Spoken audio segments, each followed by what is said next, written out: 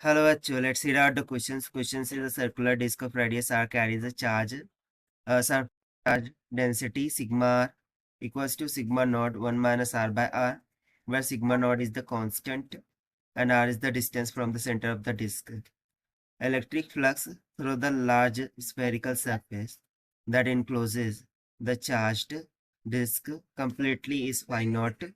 Electric flux through the another spherical surface of radius r by 4 and concentric with the disk is phi, then the ratio of phi naught by phi is that dash. So यहाँ पर हमें question बोल रहा है कि एक circular disc है, उसका रेडियस कैपिटल आर की इक्वल है. सो माना कि इस तरीके से सर्कुलर डिस्क है, उसका रेडियस कैपिटल आर की इक्वल है.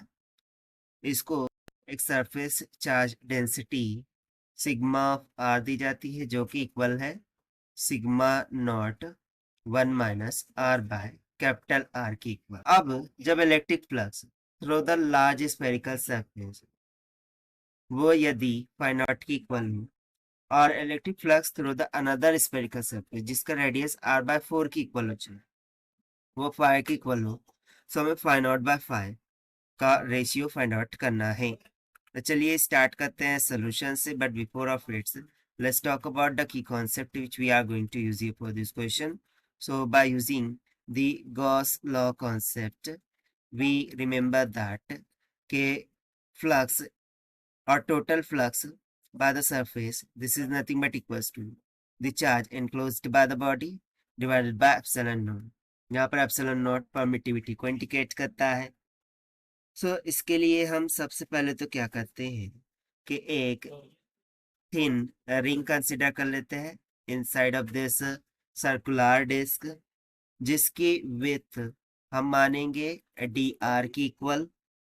ठीक है, and at a distance of small R from the centre.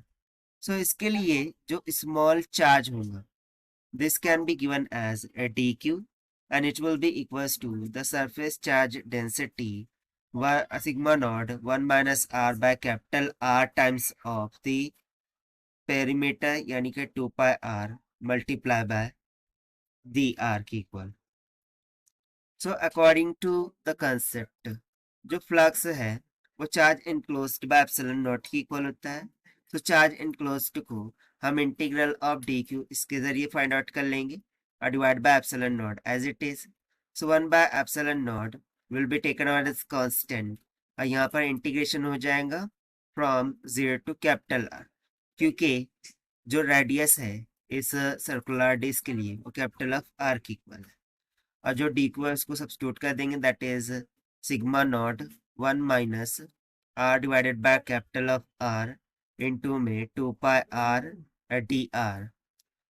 अब जो कांस्टेंट टर्म है उसको हम बाहर निकाल लेंगे और इसका जो भी इंटीग्रेशन हो फाइंड आउट कर लेंगे, दैट इज सिग्मा नॉट फिर उस तरीके से 2 पाई और डिवाइडेड बाय एप्सिलॉन नॉट. ये बाहर निकल जाएगा, इंटीग्रेशन ऑफ 0 टू आर हो जाएगा. अब आर को अंदर मल्टीप्लाई कर देते तो ये आर हो जाएगा माइनस का आर इंटू आर, आर का square divided by capital of R D R हो जाएगा. So this will be goes to the, if you see that, so ये जो कैपिटल ऑफ आर है वो आर बाय 4 की इक्वल है, यानी कि हम सिंपली यहाँ पर ये फ्लक्स हमें निकल के आ गया फाइ नॉट का मान. ठीक है, अब इस तरीके से हम फ्लक्स फाइ को फाइंड आउट करेंगे जब r बाय 4 हो जाए. सो उसके लिए देखिए सभी की सभी टर्म्स सेम रहेंगी, यानी कि sigma naught 2 pi by epsilon naught integration 0 to, सिर्फ r की जगह पर क्या हो जाएगा r बाय 4 और inside of the bracket r minus में r square by capital of r D R हो जाएगा. अब हमसे अकॉर्डिंग टू क्वेश्चन इनका रेशियो निकालने के लिए बोला गया है. सो यहाँ से हम सिंपली इसका रेशियो ले लेते हैं कि phi naught divided by phi, this will be equals to sigma naught 2 pi integration 0 to capital of R minus में आर का square divided by capital of R D R. और डिविडेंड में क्या चल रहा था, सिग्मा नॉट 2 पाई इंटीग्रेशन में 0 to r by 4 r minus में r square by r D R हो जाएगा। बाकी जो एप्सिलॉन नॉट था वो ऊपर नीचे कैंसिल आउट हो चुके हैं। अब देखिए ये जो दो टर्म है ये भी कैंसिल आउट हो जाएंगे। अब यदि मैं इसका इंटीग्रेशन फाइंड आउट करूं, so integration of x dx और x to the power n dx is equals to x to the power n plus 1 by n plus 1। सो इस फॉर्मूले के according inside of the bracket integration of r क्या हो जाएगा, r square by 2 minus में यहाँ पर 1 बाय r कॉमन, ये हो जाएगा integration of r square will be r cube by 3 and the limit will go from 0 to r। Dividend में फिर इस तरीके से इसके लिए हो जाएगा r स्क्वायर बाय 2 माइनस में r क्यूब बाय 3 और इंटू में 1 बाय r कांस्टेंट निकलेगा और यहाँ से लिमिट हो जाएगी 0 से r बाय 4 के तक। अब यदि हम अपर लिमिट और लोअर लिमिट को सब्स्टिट्यूट कर दें, तो लोअर लिमिट पुट करेंगे तो 0 हो जाएगा, अपर लिमिट पुट करेंगे तो वो r हो जाएगा, वो भी कैपिटल का।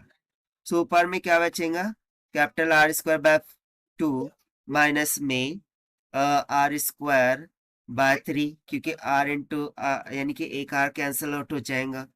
उसी तरीके से डिनोमिनेटर में r स्क्वायर बाय 32 माइनस में यहाँ पर बच जाएगा r स्क्वायर बाय 3 इंटू में 64 की। ठीक है, इस तरीके से। सो देखिए r स्क्वायर कॉमन निकालेंगे तो कैंसिल आउट हो जाएगा, इसको सिंप्लीफाई करने पर 32 बाय 5 निकल के आएगा। और यदि मैं 5 से इसको फर्दर सिंप्लीफाई कर दूं तो 5 नॉट बाय 5 का रेशियो में निकल के आ जाएगा 6.40 के equal. So this is going to be the required answer of this question. I hope you understand it well. Best of luck. Thank you.